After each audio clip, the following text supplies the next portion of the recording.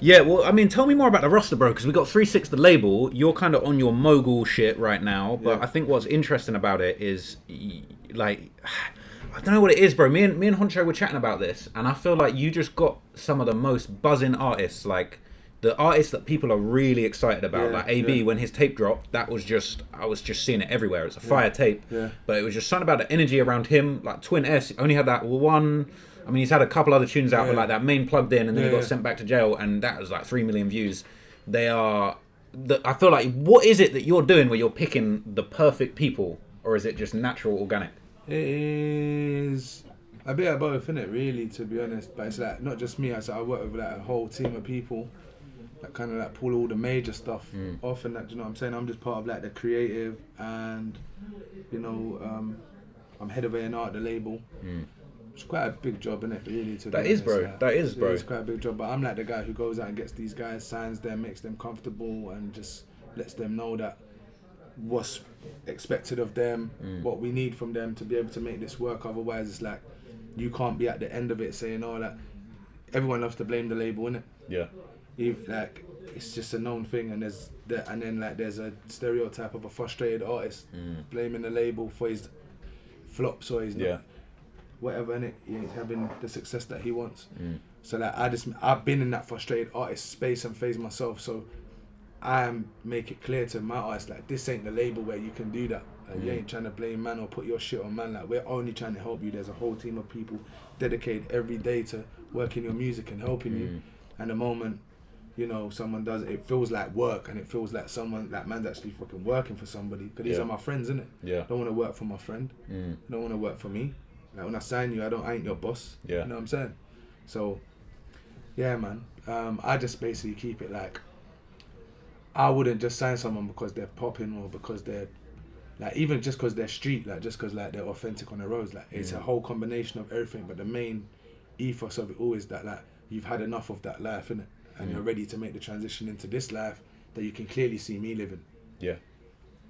You're trying to be like that shining example for them, because you've basically shown that you can come from a difficult situation, turn it around, literally become one of the greats doing art rather than other badness or whatever. And I feel like that's in a lot of ways it's like you're trying to play like a big brother sort of mentor role for these guys to basically say, look, here's another route for you to Everyone do just something. needs guidance, bro. Innit? Everyone needs guidance, and the sooner you get it in your life, like some of us, innit, we ain't got dads, we ain't coming from a good home or whatever. Yeah. We ain't got. I don't know, innit? Some of us are marginalised by whatever reason, so everyone needs guidance. The sooner you get it, the better. Like if you're a kid getting guidance from young, then you'll turn out in your 17, 18s like your path wouldn't have went too far from where the guide was trying to show you to go, innit? Unless you're a rebel. Like, who was that person to you? Because obviously the way you move is very smart. It's like you must have had someone at some point in your ear that kind of influenced you in a positive way, or is that self-sufficiency, like self-taught? I would say like it's like a bit of people, like bare people along the way, innit? So like I just have genuine conversations and like build genuine relationships with people. Yeah. Share information, share energy, share whatever it is, and it's like over that time it's just me. Like someone that's like a traveller. Think about it, yeah? I've been to like in this country like probably 15, 16 different jails all over the country. That's crazy, bro. Like, I spent 16 years of my life behind the door, like in prison with like everyone you can think of, like all manner of ages, races, creeds, colours, nationalities, you know what I'm saying? Mental stability levels. When you say you've been to 16 different jails, right? Like, is that like why are they moving you around so much? Is that normal? No, that's Does just in everyone my get life. moved Like, about? sometimes, like when you're young, there's only a certain amount of establishments you can go to. When I was young, you can go like Feltham, Huntercombe, Ashfield, or like if you're from up north, you go like Lancaster Farms, Brinsford, Swinford, all these places. And like so, like when you're young, you can do that. If you're in and out of jail, then you do that circuit like 3 times. You know what I'm saying? You're just about on that circuit till you're 18. Then when you're 18, now you go to like Glenparva, Aylesbury, and some that other like Warnow, Chelmsford, Pentonville. And yeah, when you're from then you're 20, when you keep doing that till you're 21, and then when you're 21, that you go to big man jail. Is that like a hard transition? Because if you spent time in, like young offender type spots, then you go to big boy jail. Is that a mad adjustment, or are you kind of already like say programmed? It depends. Like if you, that's what I mean. Like if it's your first, no, because like you're already programmed, innit? You know what it is. It's just like GV is just wild, innit? Yeah. Like when I was there, GV is just wild. It's just like a lot of bullying, a lot of just like fights and gang banging and just mad shit, innit? You know what I'm saying? Because you're kids, innit?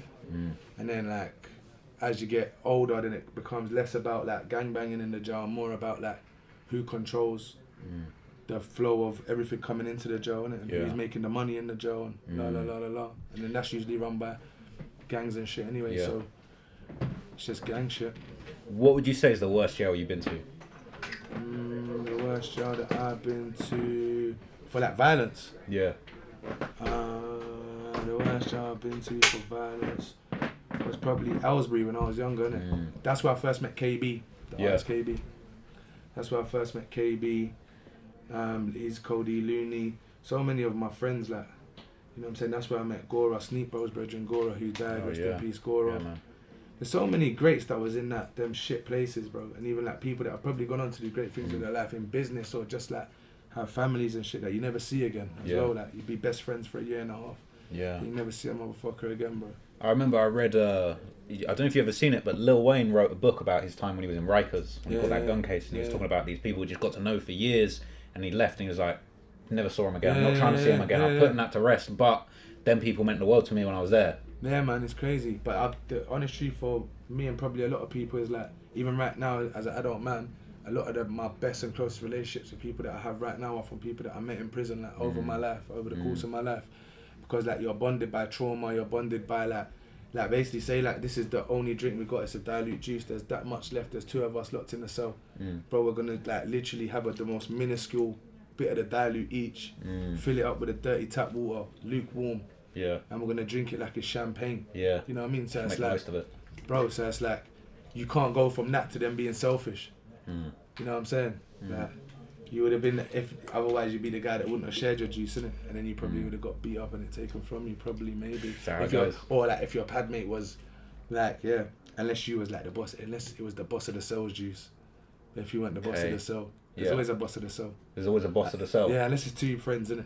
Okay. There's always like someone in the cell that's a bit more like, bro, I'm watching this today, innit? Is that like, what is it that makes someone a boss? Their seniority, the toughness, how long they've been there? Yeah, it's just respect, innit? It's just like their seniority, the length of their sentence. Like I said, when I was with Move, he's got 32 years.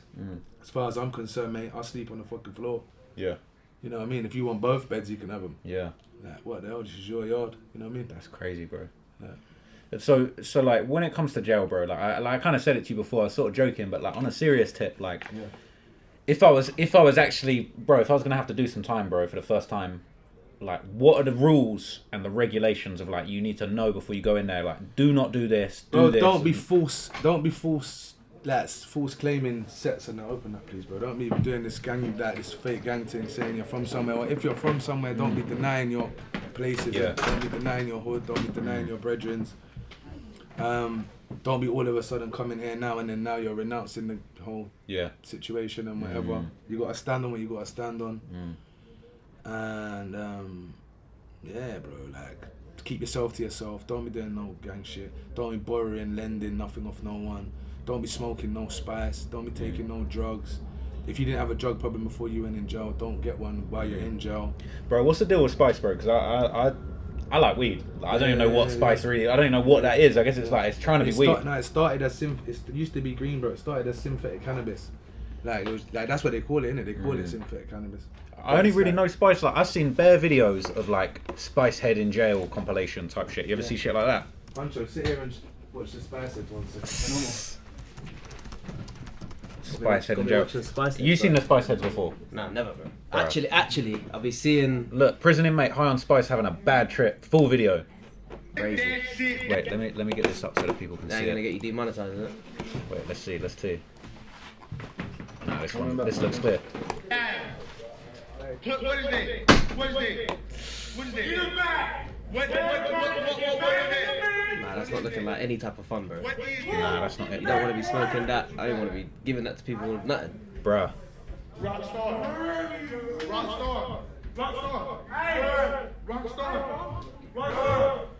Hey, you good? Put this shit. That doesn't look fun whatsoever. Not trying to hit the spicy, no? Hell no. Not trying to roll up the little spicy J. Definitely bro, that's crazy. not, bro. That's crazy, bro. That is wild.